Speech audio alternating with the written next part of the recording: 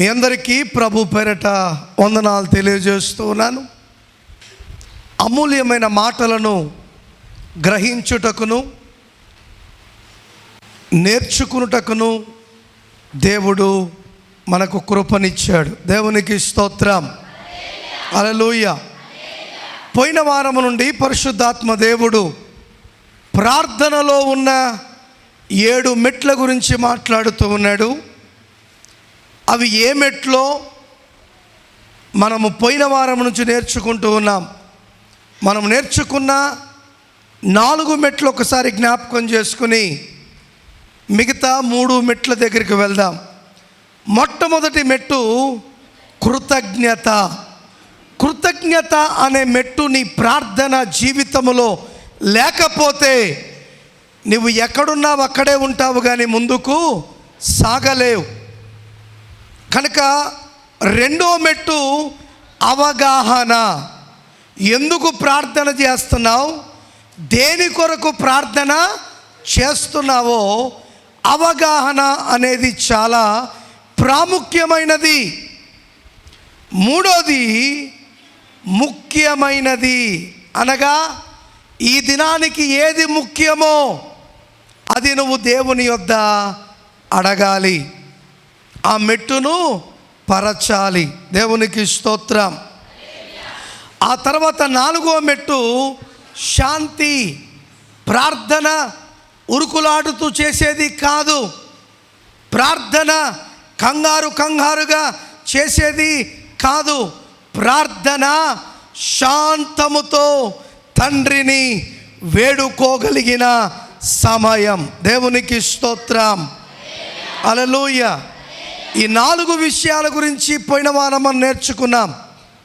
ఈ వారము మిగతా 3 విషయాల గురించి మనం నేర్చుకుందాం. 5వది ఏంటో తెలుసా? మన ప్రార్థన జీవితంలో ఉండవలసింది స్వేచ్ఛ. చెప్పండి. లేకపోతే స్వతంత్రము. హిందీలో చెప్పాలంటే ఆజాదీ. దేవునికి స్తోత్రం, హల్లెలూయా. ప్రార్థనలో ఆజాదీ లేకపోతే, ప్రార్థనలో స్వేచ్ఛ లేకపోతే, ప్రార్థనలో స్వతంత్రము లేకపోతే అది ప్రార్థనే కాదు. లోకపు స్వేచ్ఛ ఉంది, ఆత్మ స్వేచ్ఛ ఉంది. లోకపు స్వేచ్ఛ నిన్ను బానిసగా చేస్తుంది.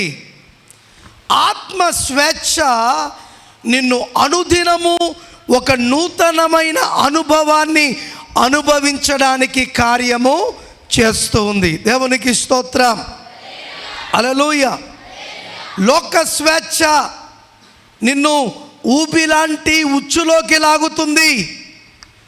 పరిశుద్ధాత్ముని స్వేచ్ఛ నిన్ను ఆ ఉచ్చులో నుండి బయటికే కాకుండా దేని కొరకు దేవుడు నిన్ను నన్ను నియమించాడో దానిని సంపాదించుకోవడానికి అది సహాయము చేస్తూ ఉంది. హల్లెలూయా. కనుక స్వేచ్ఛ. ఈరోజు స్వేచ్ఛ అంటున్న ఈ మాటలో ఎంతో పాపము కనబడుతుంది, ఎంతో బంధకాలు కనబడుతున్నాయి.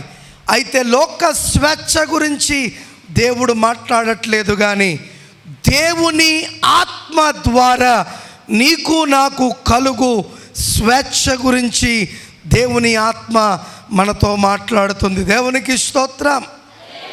ఒకడు అల్లరైపోయాడు, ఒకడు తల్లిదండ్రుల మాట వినట్లేదు, ఒకడు వారినే కొట్టేంత పరిస్థితి వచ్చాడంటే చిన్నప్పటి నుండి వాడికి నువ్వేమిచ్చావు? స్వేచ్ఛ. నీ స్వేచ్ఛ వాడిని ఏం చేసింది? బాగు చేసిందా, నాశనం చేసిందా? అందుకే పిల్లలకు బెత్తము వాడాలి, పిల్లలను గద్దించాలి, పిల్లలకు గౌరవాన్ని నేర్పించాలి. ఇది ఎవరి చేతిలో ఉంది? తల్లిదండ్రులైన మీ చేతిలోనే ఉంది. స్వేచ్ఛ ఇవ్వండి, ఎంతవరకు ఇవ్వాలో అంతవరకే.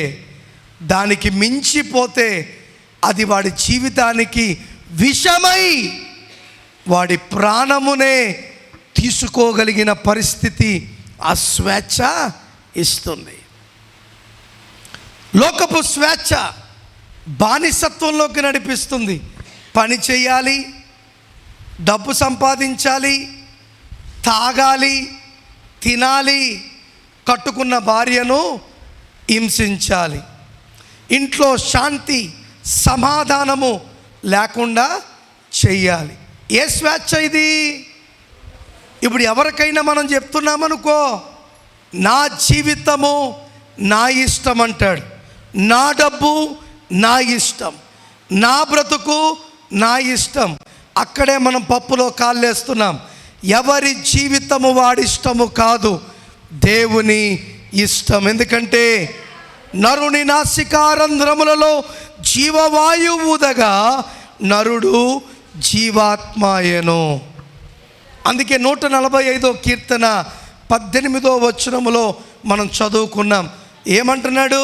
తనకు మొరపెట్టు వారికి అందరికీ, నాకు మొరపెట్టు వారి అందరికీ, తనకు నిజముగా మొరపెట్టు. మరలా రెండో మాట ఏమన్నాడు?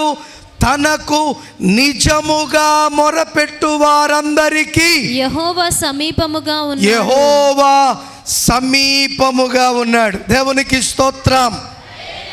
ఎట్టబడతట్ట చేసే ప్రార్థన నీ ప్రార్థన అయితే, నిజముగా చేయగలిగిన ప్రార్థన ఏ ప్రార్థన తెలుసా?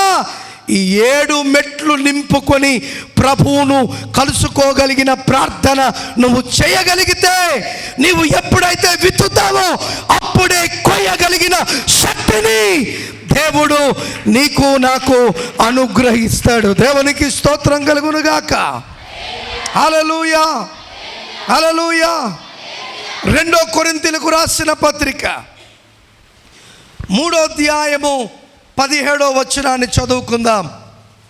ప్రభువే ఆత్మ, ప్రభువే ఆత్మ, ప్రభువు యొక్క ఆత్మ, ప్రభు యొక్క ఆత్మ ఎక్కడ నుండునో అక్కడ స్వాతంత్రము నుండును. అక్కడ స్వాతంత్రముండును. ప్రభువే ఆత్మ, ప్రభువే, చెప్పాలందరూ, ప్రభువే ఆత్మ, ప్రభు యొక్క ఆత్మ, ప్రభు యొక్క ఆత్మ, ఆత్మ ఎక్కడ నుండునో అక్కడ స్వాతంత్రము నుండును. అక్కడ ఏముంటదంటండి? స్వాతంత్ర్యం. అందుకే నువ్వు ప్రార్థన చేసినప్పుడు ఎవరి ఆత్మ సహాయముతో ప్రార్థన చేయాలా? దేవుని ఆత్మ సహాయముతో నువ్వు ప్రార్థన చేసినప్పుడు అక్కడ ఏం జరుగుతుందంట? దేవుడు ఏమిస్తాడు? స్వాతంత్రము. నువ్వు దేని కొరకు ప్రార్థన చేస్తున్నావో, ఏ ఇబ్బంది చేత కృంగిపోయావో, ఏ శోధన చేత నలిగిపోతున్నావో, ఏ ఇబ్బంది చేత నీవు కృంగిపోతున్నావో, దాని నుండి దేవుడు నీకేమిస్తాడు? స్వతంత్రమును ఇస్తాడు. ఎవరి ఆత్మతో ప్రార్థన చేస్తే? దేవుడే ఆత్మ, దేవుని ఆత్మ, దేవుడే హల్లెలూయా, హల్లెలూయా. దేవుడి ఆత్మది దేవుని ఆత్మ. ఆత్మ ఎందుకు ఈ లోకానికి వచ్చింది? నీకు నాకు ఆజాదినివ్వడానికి వచ్చింది, నీకు నాకు స్వతంత్రమునివ్వడానికి వచ్చింది. ఆ స్వతంత్రాన్ని బట్టి నువ్వు మరలా పాపములోకి వెళ్తావని కాదు, కానీ దేవుని ఆత్మ ద్వారా కలుగు ఆ స్వాతంత్రాన్ని ప్రతి దినము నీవు నేను అనుభవిస్తామని ఆ ఆత్మ మన యొద్దకు వచ్చింది. దేవునికి స్తోత్రం. ప్రార్థన చేస్తూనే ఉన్నావు, కార్యము జరగట్లేదు. అడుగుతూనే ఉన్నావు, పొందలేకపోతున్నావు. కారణం నీ ప్రార్థన జీవితంలో ఏమి లేదు? స్వాతంత్రము లేదు, స్వేచ్ఛ లేదు. ఎందుకు? ఏదో మొహమాటంగా ప్రార్థన చేయాలి కనుక చేస్తున్నావు, రావాలి కనుక వస్తున్నావు, కూర్చోవాలి కనుక కూర్చుంటున్నావు, పోవాలి కనుక పోతున్నావు. అందుకే అక్కడ కార్యము అందుకే నన్ను ఆరాధించువారు ఆత్మతోనూ సత్యముతో, అంటే ప్రభు సన్నిధికి వచ్చినప్పుడు మోకరించినప్పుడు కూడా ఏముండాలా?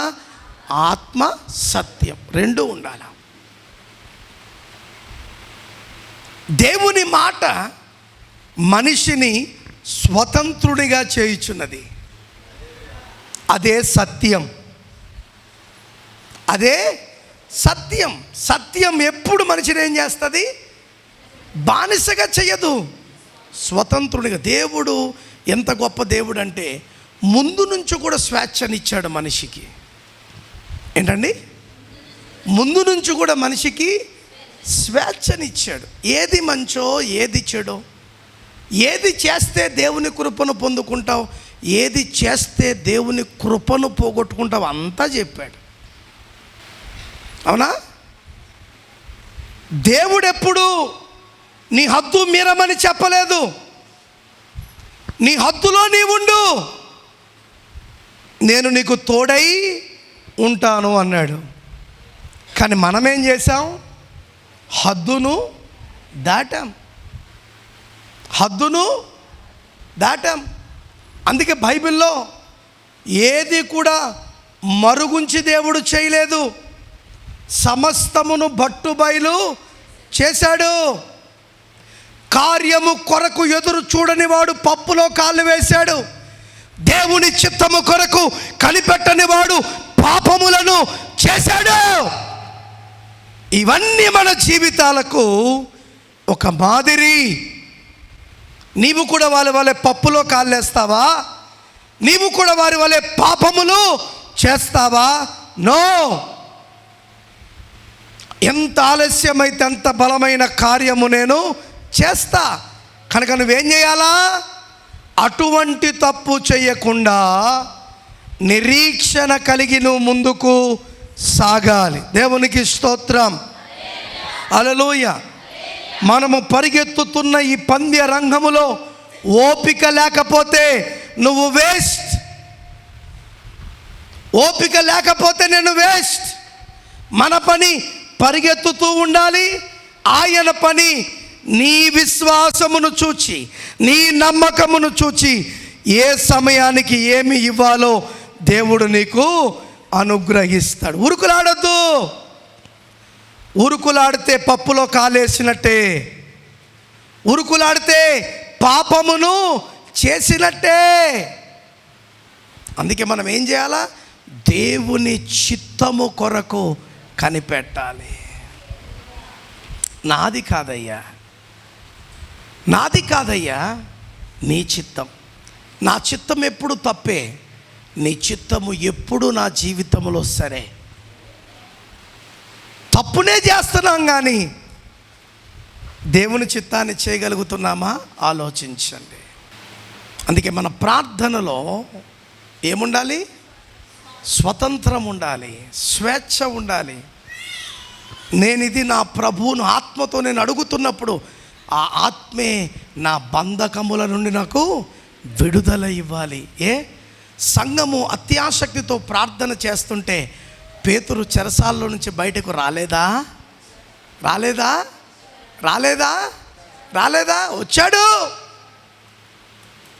పౌలు శీలలు చెరసాలలో ప్రభువును స్తుతిస్తుంటే వారి సంఖ్యలు తెగిపోలేదా?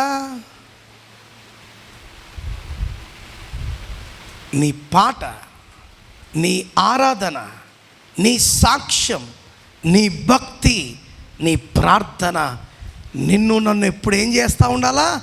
స్వతంత్రునిగా చేస్తూ ముందుకు సాగుతూ ఉండాలి. దేవునికి స్తోత్రం కలుగునుగాక. అందుకే గలతీయులకు రాసిన పత్రిక 5వ అధ్యాయం 1వ వచనం, ఈ స్వాతంత్ర్యము అనుగ్రహించి క్రీస్తు మనలను స్వతంత్రులుగా చేసి ఉన్నాడు. కాబట్టి మీరు స్థిరముగా నిలిచి, మనం ఎలా ఉండాలంటే ఇప్పుడు స్థిరముగా నిలిచి మరలా దాస్యమును కాడి క్రింద, మరలా దాస్యము అనే కాడి కింద చిక్కుకొనకుడి. కానీ మనం తరచు ఏం చేస్తున్నాం? దాస్యము అనే కాడ కిందికే మన తలకాయని పెట్టడానికి ఇష్టపడుతున్నాం. దేవుడు ఏం చేశాడంట? ఆ కాడిని విరగగొట్టాడు. ఆ బాధ నుండి, ఆ పరిస్థితి నుండి, ఆ స్థితిగతుల నుండి నిన్ను నన్ను విడిపించాడు. కనుక స్వతంత్రం వచ్చిందని పిచ్చి పిచ్చి పనులు చేసి మరలా దాన్ని మీ మీదికి తెచ్చుకోవద్దు అంటున్నాడు అక్కడ.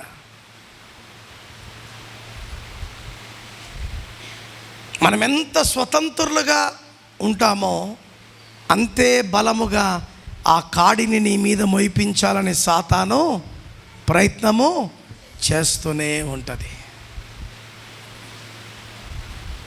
చెప్పండి, మనం ఎంత స్వతంత్రులుగా అవుతామో అంతే బలంగా సాతాను ఏం చేస్తుంది?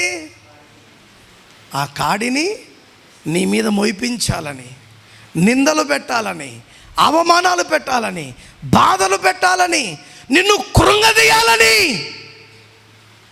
ఆ కాడి క్రిందకు నిన్ను దూర్చాలని చూస్తుంది. కానీ ఆ దేవుని ఆత్మచేత నువ్వు ఉంటే ఏ కాడి నిన్ను ఏమీ చేయలేదు. నీకేమిస్తుందో తెలుసా? స్వేచ్ఛ జీవితాన్ని నీకు ఇస్తుంది. ఒక ప్రాముఖ్యమైన మాట నేను చదివిస్తాను. యెషయా గ్రంథము 61వ అధ్యాయము 1వ వచనం చదువుకుందాం. యెషయా గ్రంథము 61వ అధ్యాయము 1వ వచనం. త్వరగా. ప్రభువగు యెహోవా ఆత్మ, జాగ్రత్తగా వినండి, ప్రభువగు యెహోవా ఆత్మ నా మీదికి వచ్చి ఉన్నది, నా మీదికి వచ్చి ఉన్నది, దీనులకు సువర్తమానము ప్రకటించుటకు యెహోవా నన్ను అభిషేకించెను. యెహోవా నన్ను అభిషేకించెను. ఎందుకు నువ్వు స్వతంత్రుడిగా ఉండాలి? నువ్వు స్వతంత్రుడిగా ఉండి బానిస జీవితాల్లో ఉన్న వారికి కూడా దేవుని మాట ద్వారా, దేవుని పాట ద్వారా, దేవుడు నీ జీవితంలో చేసిన సాక్ష్యముల ద్వారా వారి కాడి నుండి వారిని నువ్వు విడిపింప చేయాలి. అందుకే ప్రతి ఒక్కరి మీదకి ఎవరి ఆత్మ ఉంది? యెహోవా ఆత్మ. ఎందుకుంది ఆత్మ? సువర్తమానం దీనులకు శుభవర్తమానము. ఏంటా శుభవర్తమానం? నా కాడిని తీసిన వాడు ఆయనే. నీవు కూడా నమ్మితే ఆ కాడిని దేవుడు తీసేస్తాడు. ఈ రోగముతో నేను బాధపడేదాన్ను, కానీ దేవుణ్ణి ఎరిగిన తర్వాత ఈ రోగం అనే కాడి పోయింది అని సాక్ష్యము. ఎందుకు ఆదివారాలు సాక్ష్యానికి టైం ఇస్తారు? మాకు పొద్దుపోక కాదు, నీవు చెప్పే సాక్ష్యము ఇతరుల నమ్మకాన్ని పెంచగలుగుతుంది. ఇప్పుడు ఏదన్నా కొత్త హాస్పిటల్ ఉందనుకో, హాస్పిటల్కి ఎవరన్నా వెళ్ళి బాగుపడ్డారనుకో, అదే రోగము చేత నువ్వు బాధపడుతున్నావు అనుకో, వెంటనే ఏం చెప్తారు? నువ్వు కర్నూలు ఏ హాస్పిటల్కి పోవద్దు, నేను చెప్పిన హాస్పిటల్కే పో. నువ్వు అడిగి పోతే ఏమవుతుంది? నీ రోగము అంటే ఇప్పుడు రోగం సంగతి తర్వాత, ఇప్పుడు బాగా అవుతుంది అనేపాటికి వాడి మాట నమ్మే కదా నువ్వు వెళ్ళావు. అంటే నీ మాట అక్కడ పనిచేసిందా లేదా? చెప్పండి, పనిచేసింది. అందుకే హాస్పిటల్ రోజు రోజుకి ఏమవుతుంది? అభివృద్ధి అవుతుంది. అనేక మంది వస్తున్నారు, బాగుపడుతున్నారు, పోతున్నారు. మరి ఇప్పుడు దేవుని మందిరాన్ని కూడా నింపవలసిన బాధ్యత ఎవరిది? మనది కాదు, నాది. ఏదో ఆదివారం వచ్చా నా డ్యూటీ చేసుకుని పోయినా కాదు. నీకు 6 దినాలు టైం ఉంది. 6 దినాలు మనుషులతో స్నేహం చేస్తున్నావు, నీ తోటి వారితో స్నేహం చేస్తున్నావు, నీ రక్త సంబంధులతో స్నేహం చేస్తున్నావు. వారితో నీ సాక్ష్యాన్ని నువ్వు పంచుకోవాలి. ఏం చేయాలి? నీ సాక్ష్యాన్ని నువ్వు పంచుకోవాలి. మన చర్చిలో ఒక పాప ఏళ్ల దేవుడు కార్యం చేశాడు. ఆ కుటుంబస్తులు చెప్పాలి, అందుకే నేను వాళ్ళ పేరు చెప్పట్లే. కంగారు పడ్డారు, తొందరపడ్డారు, అవి ఏమీ జరగలేదు. దేవుని చిత్తము ఏది జరగాలనుందో అది త్వరగా ఆ బిడ్డ జీవితంలో జరిగిపోతుంది. మరి దేవుని చిత్తం కాదా? ఇది దేవుని కార్యము కాదా? అప్పుడు వెళ్ళి వచ్చి మళ్ళా వాళ్ళతో మాట్లాడదామంటే ఫోన్లు స్విచ్ ఆఫ్ చేసుకుని కూర్చునేవారు. ఇప్పుడు దేవుని కార్యం వాళ్ళే ఫోన్లు చేసి వచ్చారు. దేవుని కార్యం కాదా? ఎప్పుడు నమ్మగలుగుతావు దేవుని కార్యాన్ని? ఎప్పుడు విశ్వసించగలుగుతావు దేవుని కార్యాన్ని? ఎప్పుడు నీవు ఇతరులకు సాక్షిగా నిలబడగలుగుతావు దేవుని కొరకు? అందేనంట, నమ్మే దమ్ము నీకుంటే చేసే సత్తా నా దేవుని దగ్గర ఉంది. నమ్ము. నా మీద అనుమానపడు, నీ మీద అనుమానపడు, కానీ అనుమానమే లేకుండా చేసిన దేవుని దగ్గరకు వచ్చి అనుమానపడితే ఏ కార్యము నీ జీవితంలో జరగదు. క్రైస్తవులుగా మనకున్న ఒకే ఆప్షన్ దేవుడు. ఆయనే పట్టించుకోకపోతే ఎవడు పట్టించుకుంటాడు అనుకుంటున్నావు? ఆయనే కార్యము చేయకపోతే ఎవడు చేస్తాడు అనుకుంటున్నావు? ఆయనే నయము చేయకపోతే ఎవడు నయం చేస్తాడు అనుకుంటున్నావు? అనేక హాస్పిటల్లో రాసి ఉంటుంది, వి ట్రీట్ గాడ్ హీల్స్ అని. మా పని వైద్యము చేయడమే, కానీ బాగుపరిచేది ఎవరి పనో తెలుసా? దేవుని పని. వాడు ఎంత గొప్ప హాస్పిటల్ పెట్టుకున్నా వాడి వైద్యం మీద వాడికే నమ్మకం లేదు. వాడు కూడా ఎవడు నమ్ముతున్నాడు? దేవుణ్ణే. ఎవడైనా ఈ ప్రపంచంలో దేవుణ్ణి తప్ప ఎవరిని నమ్మడానికి వీలు లేదు. ఎవరా దేవుడు?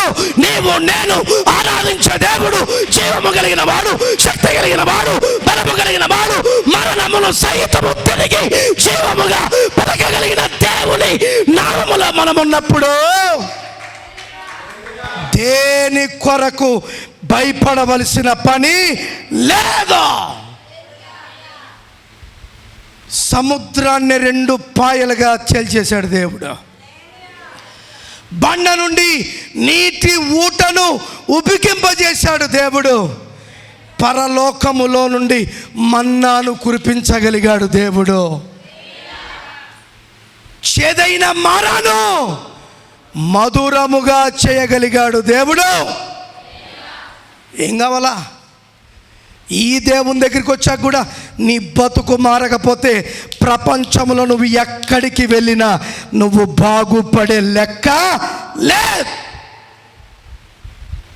నువ్వు బాగుపడాలని తాయితులు ఇవ్వచ్చు, నువ్వు బాగుపడాలని నల్లదారం కట్టుకో అని చెప్పచ్చు, ఇది డబ్బా కింద బీరువాలో ఇది పెట్టుకుంటే నీ రాబడి పెరగొచ్చు అని చెప్పొచ్చు. ఏవి జరగవు. అట్ట పెట్టుకున్నోడందరికీ బీరువాలు నిండిపోతే దేవుని కాడికి ఎందుకు వస్తావు? హలో. అలా కట్టుకున్నోడందరికీ జరాలు తగ్గిపోతే దేవుని కాడికి ఎందుకు వస్తావు? దిచ్చి తగలకూడదని ఏం కడుతున్నావు?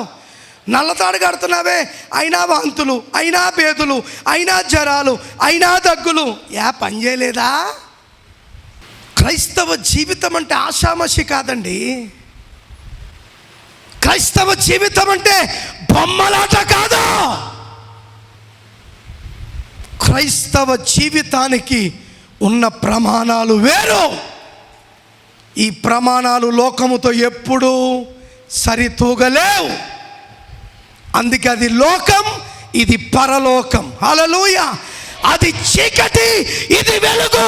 అది మరణం, ఇది జీవం. అది అంతం, ఇది ఆరంభం. అది నా దేవుని గొప్పతనం. అది నా దేవునిలో ఉన్న సత్తా. అందుకే ఆయన ఆరాధిస్తున్న నీవు నేను కూడా రోషము కలిగి బ్రతకవలసిన అవసరత ఉంది. లోకంలో 4 తొక్కులు తొక్కి పరిశుద్ధతలో 4 తొక్కులు తొక్కుదామంటే ఎటు కాకుండా పోతావు. ఉంటే వేడిగానన్నా ఉండు, చల్లగానన్నా ఉండు, కానీ నీళ్ళు వెచ్చని స్థితిలో ఉండదు. రాత్రి ఒకరింటికి వెళ్ళాను నేను ప్రార్థన చేయడానికి. బాబు కాళ్ళకి ఏం కట్టారు? నల్లదారం. అమ్మాయి మెళ్ళ ఏం పెట్టారు?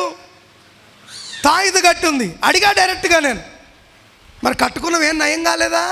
నువ్వేమీ కట్టిన నయము కాదు.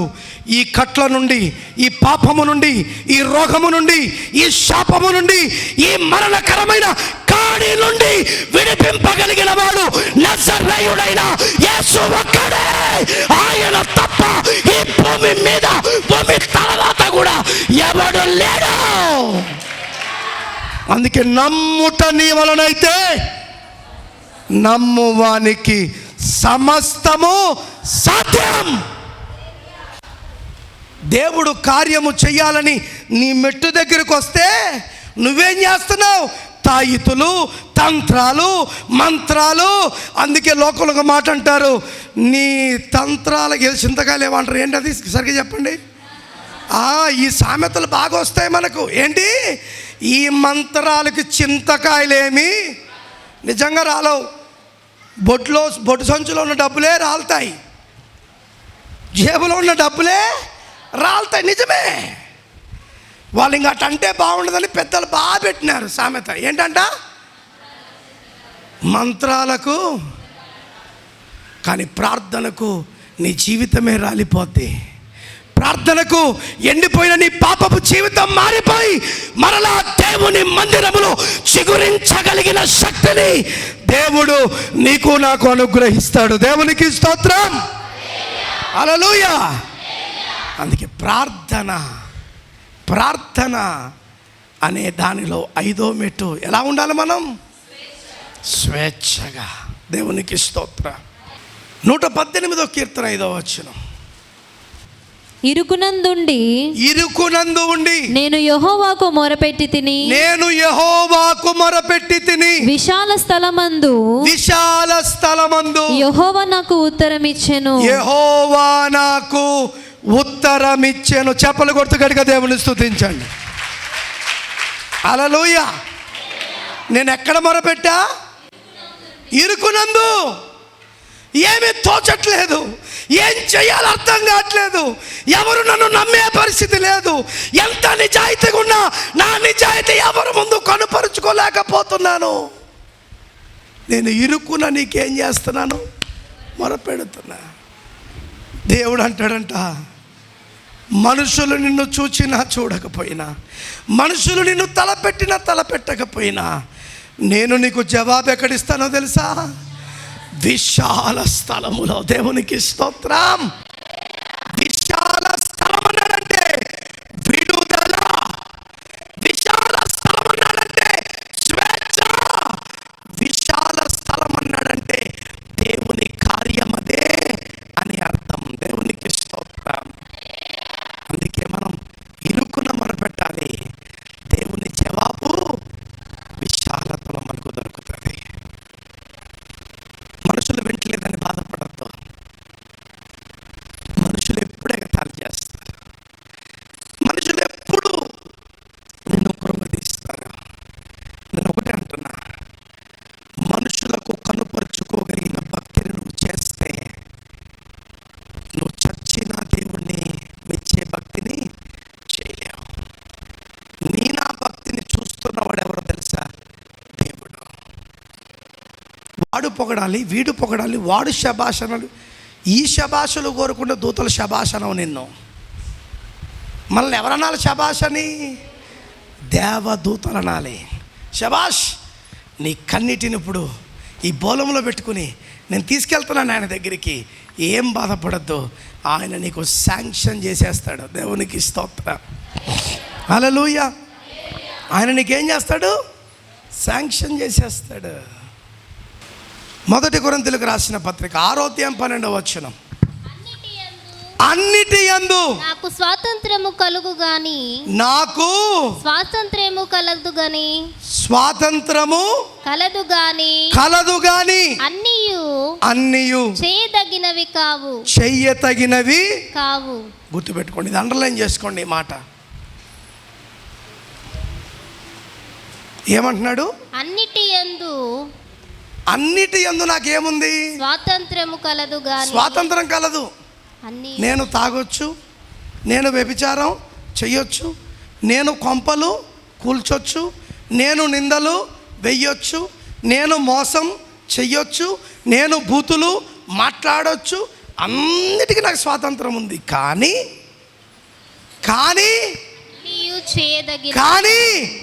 అన్నీయు చేయదగినవి కాదు. గుర్తుపెట్టుకో, అన్నీ చెయ్యదగినవి. ఏది చెయ్యాలో అదే చెయ్యాలా. మనకు ప్రమాణికం ఎవరు చెప్పండి? ఇప్పుడు మా సీలు గారు ఆటో నడుపుతారు, కూర్చునేవాడు మడసంగా కూర్చోవాలా, అవునా? ఆటో పోతున్నాడు, తలకాయ కాలిట బయటికి పెట్టడానికి ఏమవుతుంది? కాలు ఎరగొచ్చు, తల పగలొచ్చు, ప్రాణాలు కూడా. అది అట్లా సర్కస్ ఫిట్లు చేయడానికి కదా ఆటో. దేనికది? దేవుని వాక్యం అదే చెప్తుంది, డోంట్ డూ సర్కస్ ఫిట్. నా ఇష్టమని కాలు బయటికి పెట్టావా, కాలు ఇరిగిపోద్ది. చేయి బయటికి పెట్టావా, చెయ్యి ఇరిగిపోద్ది. తల బయటికి పెట్టావా, తల పగిలిపోద్ది. నీకు కూర్చోడానికి ఏర్పాటు చేసినప్పుడు కూర్చో, క్షేమంగా అత్తరికి నువ్వు వెళ్తావు. దేవుడు అంటుంది అదే, I will give you safe journey. బాధలే, ఎండ తగలదు, వాన వచ్చిన వాన నిన్నేమీ చెయ్యదు. చక్కటి రోడ్డు పెట్టా, చక్క కూర్చో, అక్కడ దిగి నీ పని. ఇది మంచిదా? యాలాడబడరా ఏంటి, యాలాడబడరా అన్న మంచిదా చెప్పండి? మడసంగా అంటే ఇప్పుడు మడసంగా కూర్చుకో అనేది బైబిల్ తప్ప? తప్పు కాదు కదా, మన మంచి కోసమే కదా. నమ్మితే బాగుపడతావు, నమ్మకపోతే నేను ఎవడు, దేవుడు ఎక్కడా అని పట్టలేదు. చెప్తలే, స్వతంత్రం నీకు ఇచ్చాడు. ఇప్పుడు బండిలాగా నడుపు. వంకర టెంకలు ఏం పని? అలా వంకర టెంకలపై తల పగలు కొట్టుకున్న వాళ్ళు, షిప్పలు పగిలిపోయిన వాళ్ళు, ఎందుకు పనికి రాకుండా అయిపోయిన వాళ్ళు లేరా లేదా చెప్పండి? స్టంట్లు చేస్తూ ఉంటారు. ఏంటి చెప్పండి? స్టంట్లు. వాడికి నిజంగా రోషము పౌరుషం ఉంటే వాడు బ్రతుకులు ఏదన్నా సాధించి స్టంట్ చేయాలా. తల్లిదండ్రుల రక్తముతో కొనబడిన బండ్ల మీద స్టంట్లు చేసి మళ్ళీ రక్త క్షోభ వారికి నువ్వు పెట్టకూడదా? ఆ కాన్ఫిడెన్స్ ఏంటో, ఆ బలం ఏంటో నువ్వు బ్రతికి చూపించాలా. నువ్వు గానెత్తితే అమ్మాయి పడుతుందేమో, నువ్వు వంకర టింపులు ఎత్తే కుర్రోళ్ళు వావ్ అంటారేమో. వాళ్ళు వావ్ అంటారు, మీ అమ్మోళ్ళు నాయనా అని ఏడుస్తారు, అంతే తేడా. మనుషుల పొగడతలు చూడొద్దు. నువ్వేంటో నువ్వే, నేనేంటో నేనే. దేవుడు నాకేం చెప్పాడు? ఏమన్నాడు? మడసంగా బండి వస్తుంది, ఎక్కి కూర్చో, నేను నిన్ను ఎక్కడ ఇడిచిపెట్టాలి అక్కడ ఇడిచిపెడతా. మడసంగా కూర్చో. ఇప్పుడు ఇది కూర్చోడానికి ఉంది కుర్చీ.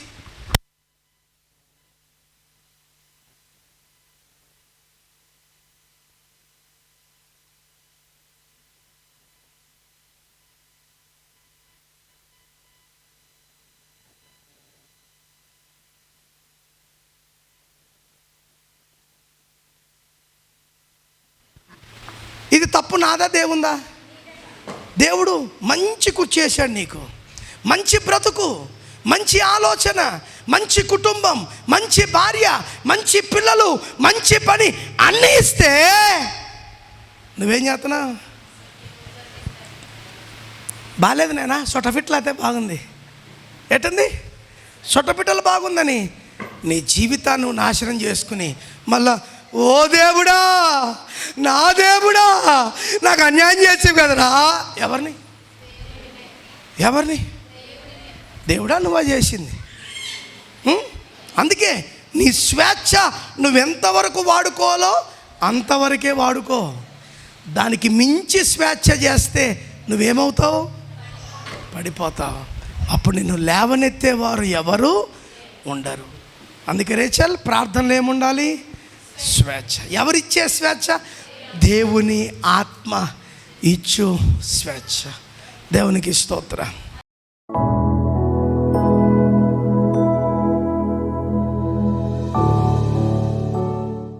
వేల దూతలతో భక్తులతో నిత్యము పరిశుద్ధుడు పరిశుద్ధుడని పాడి పోడబడిన దేవా నీ పాదములకు స్తోత్రం. నీ నామము యొద్దకు వచ్చినప్పుడు మేము చేయవలసిన 7 ప్రాముఖ్యమైన మెట్ల గురించి మేము నేర్చుకున్నామయ్యా. నైనా దీని ద్వారా మాకు జ్ఞానమును ప్రసాదించి మా ప్రతి మెట్టులో నీకు అనుకూలముగా మేము మార్చబడుతూ నీ చిత్తము కొరకు కనిపెట్టే కృప దయచేయండి. విత్తే వారముగా కాక కోసుకునే వారిగా కూడా మమ్మల్ని చేయండి. ప్రార్థన చేసేవారిగా కాక దాన్ని నమ్మి పొందుకునే స్థితిని మాకు దయచేయండి. ఎందరైతే ఈ మాటలు విన్నారో ఈ మాటలు వారి హృదయాలలో మీరు భద్రపరచమని ప్రార్థిస్తున్నా. శక్తితో బలముతో నింపి నడిపించి నీ కార్యమును జరిపించమని, కేవలము నిరీక్షణ కలిగే జీవితాలుగా మా జీవితాలను మీరు ఉంచి నడిపించమని, మా నిరీక్షణ ఎప్పుడు సిగ్గుపడదు నాయన. నువ్వు మా పక్షాన ఉండగా కనుక నిశ్చయముగా నువ్వు మా పక్షమున రావాలంటే మేము మీ పక్షమున ఉండాలి. అట్టి రోషము కలిగిన బ్రతుకు జీవితాన్ని మాకు అనుగ్రహించి నడిపించమని మమ్మల్ని మేము తగ్గించుకుంటూ నీ నామాన్ని మాత్రమే ఇచ్చిస్తూ యేసు పరిశుద్ధ నామములు అడుగుచున్నాము తండ్రి. ఆమేన్. God bless you.